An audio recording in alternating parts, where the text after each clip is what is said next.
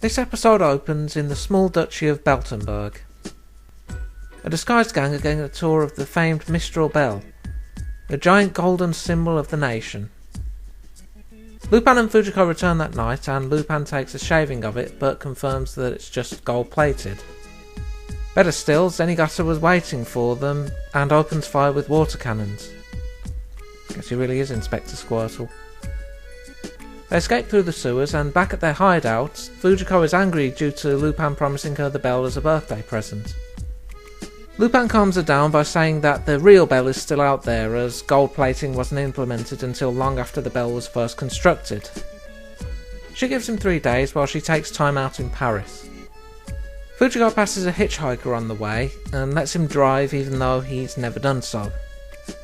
Still, he treats Fujiko to a stay at the Ritz and reveals he's Prince Claude of Beltenberg. Their engagement follows in rapid succession, and despite Lupin's annoyance, he's invited to the engagement party. The king offers the gang a challenge of finding the real bell before the wedding day to prove who loves Fujiko more, as it's tradition to ring the bell to announce a new royal. The gang look up info on the bell at the library but have little success. The librarian gives them some information, however, namely that most books on the bell are in the palace, Beltenberg has been ruled by monarchs of many different nationalities, and that it's subject to earthquakes.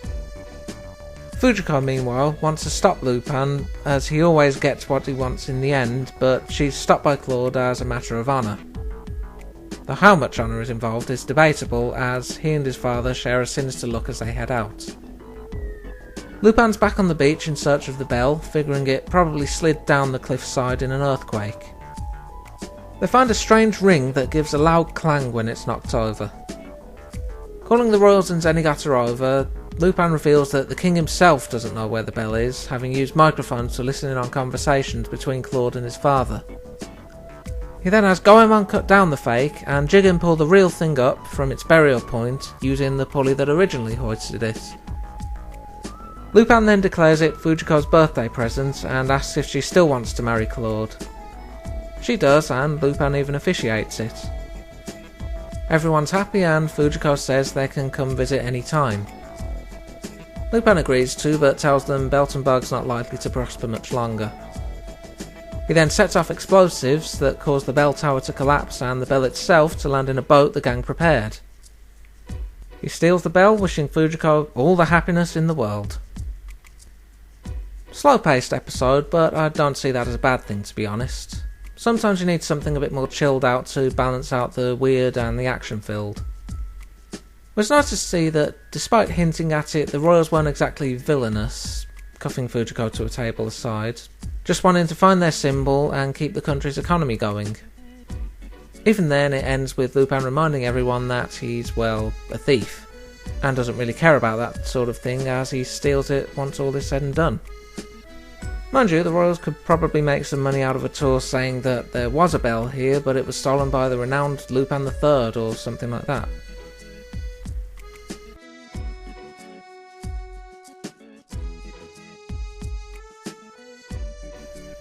Back in Paris once again, a vehicle rams the gates of Interpol headquarters.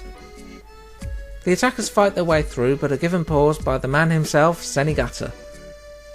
It doesn't go well for him. Taken hostage, his captors are part of a terrorist group led by Napoleon XI, currently in Interpol's custody. Lupin decides to rescue him as the gang suspects Interpol won't agree to an exchange, and let's face it, without Zenigata trying to stop him, things just wouldn't be interesting. Driving into Interpol using a similar vehicle, the gang surrender themselves. Lupin then asks to be locked up alongside Napoleon, with the chief complying. Napoleon's happy for the company as long as they keep it down, as he's able to get some sleep while locked up. Lupin promises to break Napoleon out despite Napoleon's claims that it's impossible, as impossible is not in Lupin's dictionary. Spotting a camera, the gang turn around and file out of their cage while singing as a distraction. Lupin then activates another vehicle by remote control that attacks Interpol despite them reinforcing the gates. Using a gas missile to take out the police force, the gang escape with Napoleon. Lupin contacts Napoleon's group and offers a hostage exchange at 4 PM. On the way there, Lupin swaps outfits with Napoleon as part of his plan. Both groups have their respective hostages walk across to each other. As they meet, Lupin goads Zenigata into jumping him, and Napoleon's group take this as a sign to attack. Jigen's piloting skills outdo their shooting at every turn, however. Deciding they've put enough of a show on, Jigen activates a smoke generator and they fake a crash landing. Zenigata is brought to tears at thinking Lupin's been killed, and Lupin wishes him well before switching outfits back and escaping. The chief is none the wiser, thinking Zenigata let himself be caught to draw out Napoleon's group and get them all arrested. They also learn that Lupin's still out there, with Zenigata declaring his intent that he will catch Lupin one day. While not quite a team-up between Lupin and Zenigata, this one does serve as a good reinforcement that they're two sides of the same coin. Lupin appreciates Zenigata keeping his heights interesting. Zenigata appreciates having an unclimbable mountain such as Lupin to arrest. Napoleon feels like there could have been more to him and his group, but I guess that's not the focus for now. Though Lupin referencing the quote about the word impossible not being in Napoleon's dictionary is going to become a lot funnier down the line.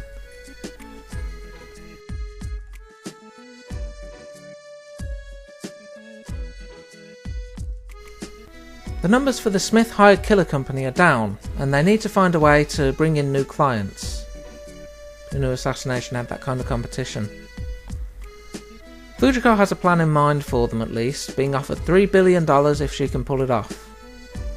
Lupin is paid a visit by Carlo Punch of Trap Films and offered a role as Billy the Kid. He's not interested until he's told there'll be a love scene and that Fujiko is the leading lady. Obviously this was the plan, and Carlos is actually Smith. Lupin rides into town and encounters Fujiko.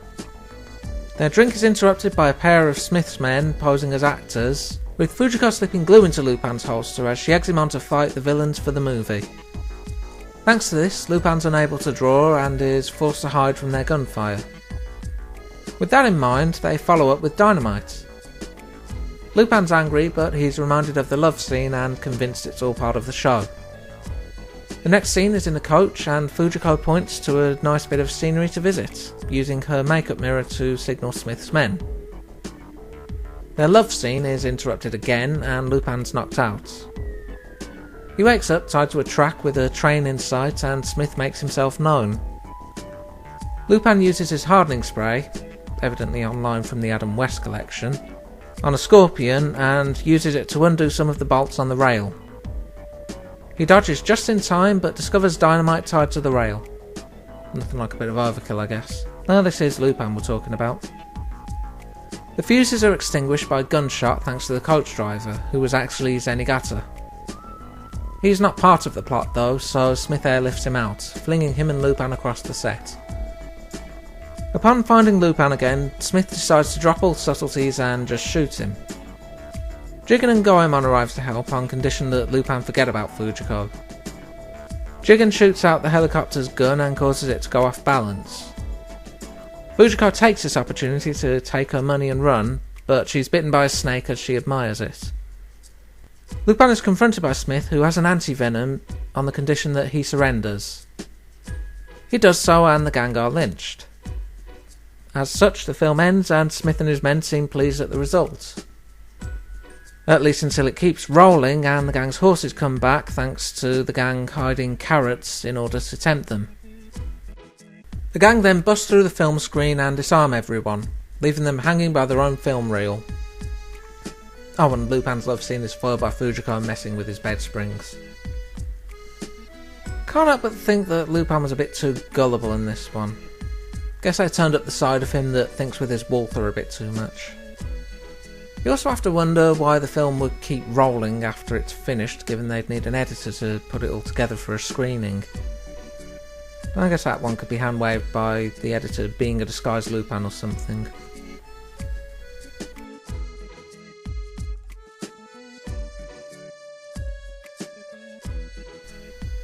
We open with a man on the run from some gunners in Marseille. He reaches a bar and asks the owner, Maria, to make a phone call. Jigen is the recipient, as he was once a student to the man, Spade Joe. Hearing gunfire, Jigen springs into action with Lupin's help. Upon arriving at Maria's bar the next day, she tells Jigen that she fired on Joe's attackers first and that he's currently waiting in the harbour. Lupin overhears but leaves Jigen to it as he's not too fond of professional killers. Jigen meets with Joe, who explains that he wants to get out of the killing game as age is catching up with him. He enlists Jigen help in escaping to Paris. This has really been the centre point for this batch of episodes, hasn't it?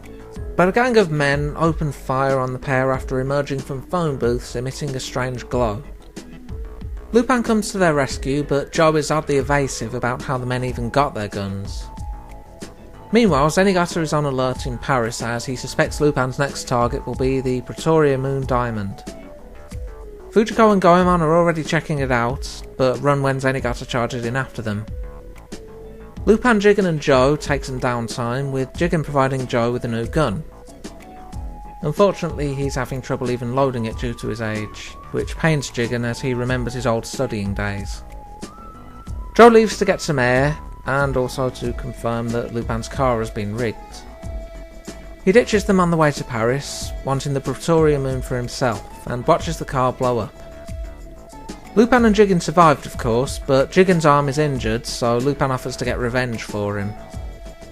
Zenigata keeps watch over the diamond at the museum, but his coffee is drugged by Joe's men. Lupin watches as they load it into a device and dial a number.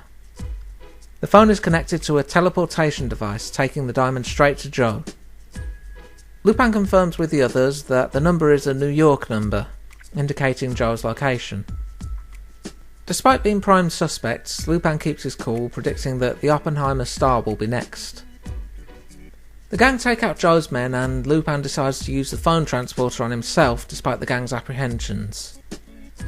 Fortunately, he doesn't become a jellyman, although it does disorient him as he reaches the other side. Joe takes advantage of this, taking aim at Lupin and mocking the fact that he's about to die by the hand of a gift from Jigen. Jigen calls up with a second gift, a bomb in repayment for what happened earlier. Lupin manages to slip out by disguising as a fireman, but loses the jewels due to not anticipating Zenigata's arrival. A bit more of a high-action episode compared to the last few. I guess the rule of Jigen's companions having tragic ends applies to his mentors too, though as Joe himself mentioned, his sins were going to catch up to him. Always good to get the odd snippet of history on the characters too, with this serving as means of showing that Jigen worked his way up to being the master sharpshooter he's become.